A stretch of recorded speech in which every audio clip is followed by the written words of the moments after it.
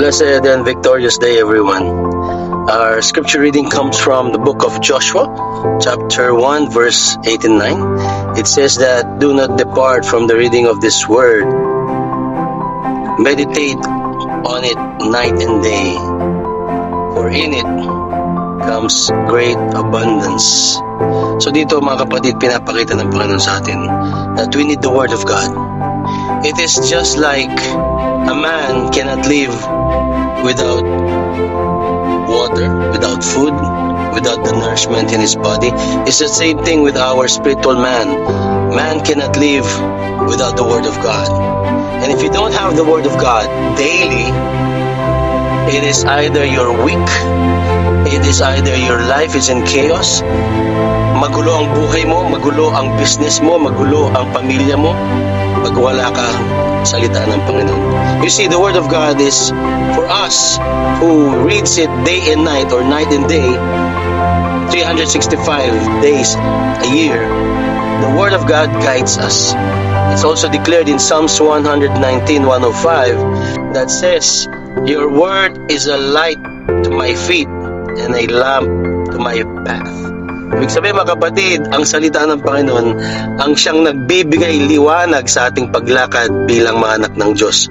Ang salita ng Diyos ang siyang nagbibigay katalinuhan. The word of the Lord gives wisdom.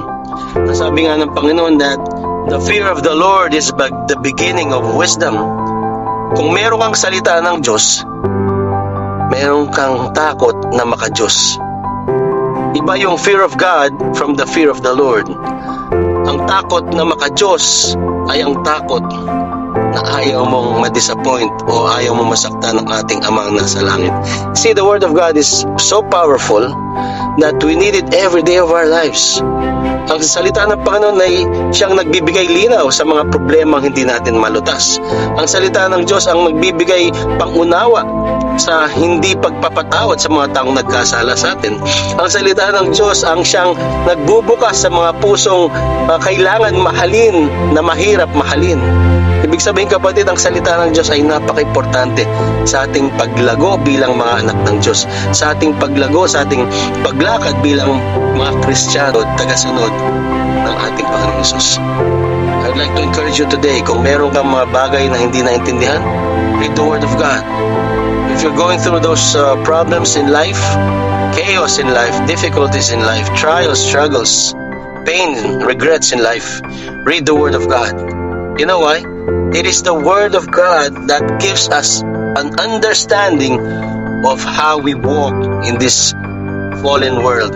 Ibig sabihin kapatid, marami tayong mga katanungan sa ating mga sarili.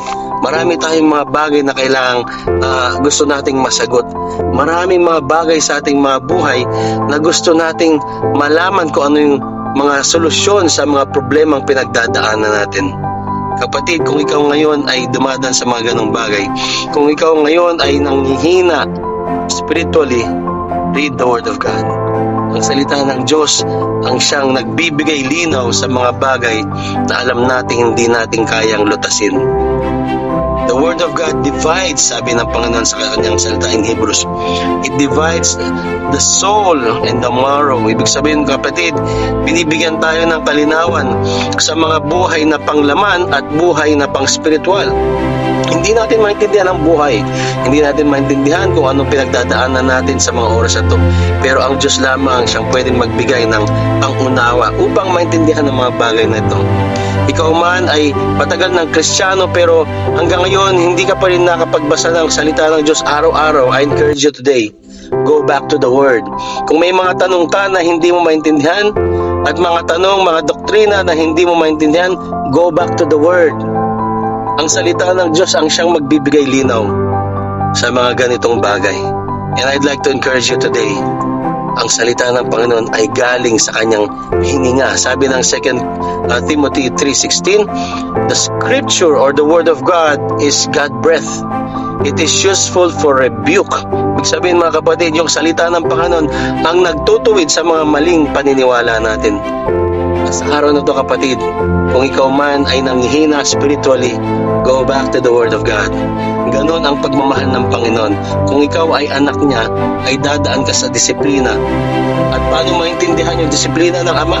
Sa kanyang mga salita, sa kanyang explanation kung bakit nangyari yon, sa explanation niya kung bakit dumanas at dumaan ka sa mga ganong problema sa buhay mo. Kapatid, isa lamang ang gusto ng Panginoon sa iyo sa araw na to, na magkaroon ka ng relasyon sa Kanya sa pamamagitan ng pagbabasa ng Kanyang salita. And I do believe every time you read the Word of God, the Holy Spirit will guide you and teach you. Ituturo ng Holy Spirit sa iyo kung anong mga bagay na hindi mo naintindihan.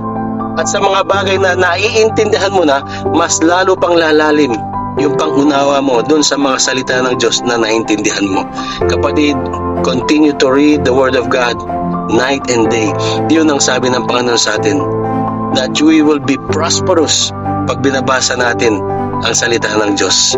Matututo tayong magmahal sa mga taong mahirap mahalin katulad natin. Minahal tayo ng Diyos na mahirap mahalin dahil tayo makasalanan. Kapatid, isa lamang ang solusyon sa mga ganyang bagay. Ang Diyos lamang ang solusyon. Go back to God. Go back to the Word.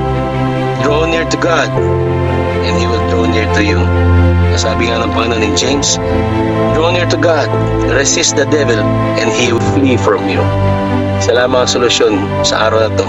Sa mga tanong mo, sa mga hinagpis mo, sa mga bagay na gusto mong malaman at masagot ng Panginoon, read the Word of God.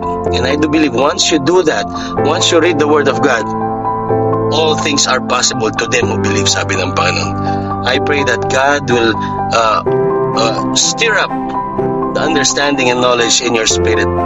I pray na once na binasa mo yung salita ng Panginoon, mas lalo mong maintindihan at lalong-lalo na mas lalo kang lumalim sa relasyon mo sa kanyang anak na si Jesus. God bless, and God bless.